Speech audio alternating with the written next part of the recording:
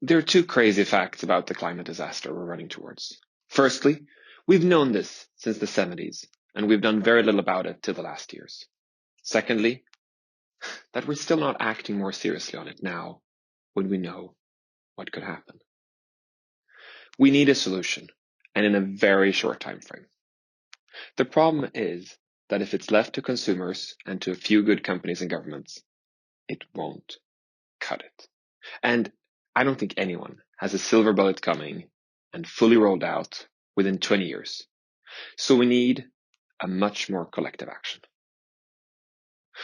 So what hinders us all to be part of the solution instead of being part of the problem? I would say it's because we don't want to open our eyes. Because everyone would prefer a future with less risk, destruction, and civil unrest. But most just wouldn't want to change how they live. They want to eat and buy and fly and work and consume or invest as if nothing is happening. And this discrepancy clearly will risk civilization as we know it. I don't want to spend any time to tell you how horrible it will be under what time horizon. If a giant burning sphere were spinning towards Earth through space, we wouldn't all discuss how or if it would take 20 or 50 years for us to feel the heat. We wouldn't discuss if 2 degrees or 4 degrees temperature increase would affect us. We would start working on solutions right away. And I do get very stressed and upset by climate deniers or people who just don't want to change their ways. But I also get worried by people who do get it, the believers. I mean, the true believers who strive for a zero imprint by doing less, who essentially are saying that they want to bring humanity back to the 19th century. Because of two reasons. First of all, let me remind you what the 19th century was like. Most people spent their time farming, went to bed when it got dark, rode a donkey when they want to get somewhere, and had one outfit to wear. And I think we can learn a lot from people trying extreme methods. And I agree, we should all have a zero impact. But the problem is that we would need to get the majority there. And that's the second reason. That won't happen. We can't put the full burden and shame on consumers. There are so many things we can and we will stop doing. And frankly, we're going to look back in horror to what we did. We currently fly as if we're trying to run away from ourselves. We breed and kill animals to eat them as if we were the leading designers of the Inquisition or the Holocaust. But let me tell you what happens when we just put it upon consumers to solve the problem by doing the right thing. In the late 1980s, it was uncovered that dolphins were killed in tuna fishing. It was common practice that the industry was well aware of, but they didn't change until this outrage happened. The response was to create the dolphin safe label to show that no dolphins were harmed in the process. The problem was simply pushed to the consumer. The industry could gladly go on with most of the tuna in the previous method until legislation was passed. If we label organic, carbon neutral, even child-free labor, and let the consumers decide, a majority will just buy the cheaper product, independently of what that does to the world. We can't solve the problem just by wanting people to be good. And frankly, on the other end, we can't let anybody off the hook and feel good enough just because they drive an EV and eat organic avocados, or even if they offset all the emissions created by them. It isn't enough that some people are not destroying the planet if the majority is. The burden, it can't lie on you as an individual, and you're not clean and clear just because you're not destroying the planet with your actions. And I'm sorry here, but I have to step back a bit more. The thing is, it's not even that we're just climate menaces individually, but we are doing it systematically, and it's legal, and it's ratified. Take geoengineering, one of the more polarizing words in the climate debate, because nobody maybe really knows what the consequences would be. But the thing is, we're doing geoengineering on a regular basis with cars and coal plants and cows. We have so many people that make money by destroying our collective future. And this kind of slow violence, it's accepted and it's legal. If we go on like this, there will be climate disaster. But way before then, there will be climate vigilantism on a completely new level. So my point is, Left to our own devices, we will not solve the crisis. You might be perfect, but that won't get us all the way. We need to do it collectively.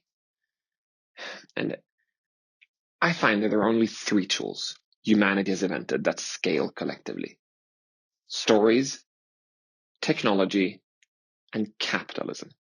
And the last years have been filled with powerful stories, and we have non-binding agreements, protests, and a collective angst and drive that will be a huge part of the solution. We need to see this intergenerational injustice, and that we're living at the expense of the people in the future. So we need more stories. We need more laws and regulation that would help us. And then we need to use those other 2, technology and capitalism. And sadly, those 2 are bad words in the vocabulary of climate dictionaries. We need to change and update our beliefs. For my own part, I mean, I've always loved technology, but I didn't used to be a big friend of capitalism. Even when I was building companies, I saw how it myopically focused on one measure, profit and growth, and exploited people, and didn't see or sometimes care when it destroyed other things, just to hit those targets and make the people at the top better off. And today I understand, or come to understand, that capitalism is simply a big machine that distributes tasks and rewards to those who create the outcome the machine is designed to do. The machine isn't evil in itself. It just used to be set on a single output and didn't measure the byproducts or anything. And it didn't care if or mind if anyone was well off while putting everyone else at risk. So I can be empathetic to that capitalism can be seen as evil. But I also see that we can use it to get out of the situation we have in the time frame we have. So how do we use capitalism for good without having to redesign a whole new system? So the first thing we need to do is to get the machine, capitalism, to focus on or at least factor in climate. So have it produce a sound output and reward it. And in my view, that's done by legislation, by adding penalties for destroying the planet and incentivizing actions that reduce and reverse the crisis. And we can do that by many ways. Secondly, if we have those incentives, and this will happen automatically, then we will move money and work and focus to this new goal. And actually looking back, I must remind you that your pension money, that's part of the old machine. That pension money might be working to give you a retirement, but it's going to be so at the cost of civil wars when you plan to travel and spend time with your hobbies and loved ones. And currently you might be working at a company which is not contributing the least. So we can change so many things apart from what we consume. So that's the thing about this. We need to look at the whole system and update our beliefs. But even if we get to new capitalism and allocate our money and time, we also need to challenge those beliefs, the current beliefs. We need to do the full arsenal of human and nature's ingenuity to solve this problem. And sadly, there are so many things we just believe. A plant-based diet doesn't give enough nutrition. Nuclear reactors are ticking bombs. GMO, oh, don't get me started. It's just plain evil. And one of them is also, of course, capitalism destroys the world. Just because some things have been used recklessly in that old machine doesn't mean they can't be used for good. Again, I can't say it enough. We need to challenge our beliefs. We used to not believe in electric vehicles and solar energy, right?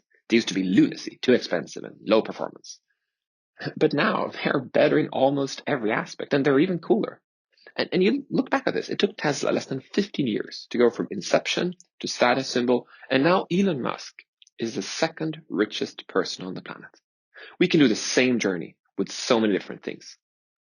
I believe we're going to design new crops to grow them more efficiently, to feed the planet with less damage.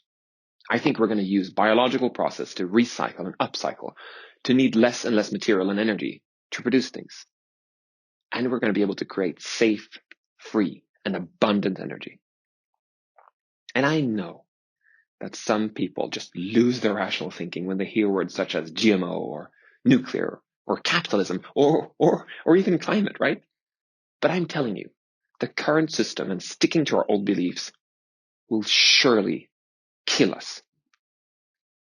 If we don't get to work, that ball of fire will hit Earth, and famine, disease, fires, migration, vigilantism, civil unrest, and war will be the consequences.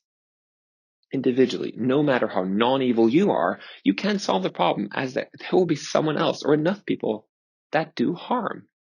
We need to collectively do this with more stories and laws, redesign the machine of capitalism, move our money and time to the solutions, and challenge our assumption to get the last mile out of what is possible. Think about it. What can you do to either move to zero climate effects or go beyond and make those positives? Most of all, what beliefs do you have that you might need to challenge? Thank you.